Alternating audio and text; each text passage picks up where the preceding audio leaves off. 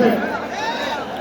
ইতিমধ্যেই যারা স্টেজে এসেছেন এই মুহূর্তে আমরা তাদের থেকে সংবাদ পেয়েছি। সমাজ থেকে শুরু করে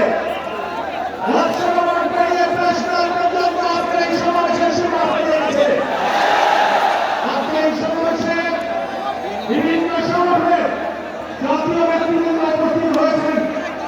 আজকে এই সমাবেশ ইনশাআল্লাহ আগামী সুন্দর বাংলাদেশ গড়ার এক উপযুক্ত মাধ্যম হিসেবে কাজ করবে।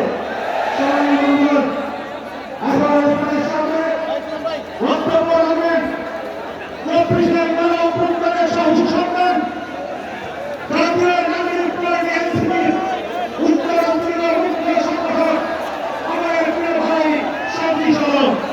শান্তি সালাম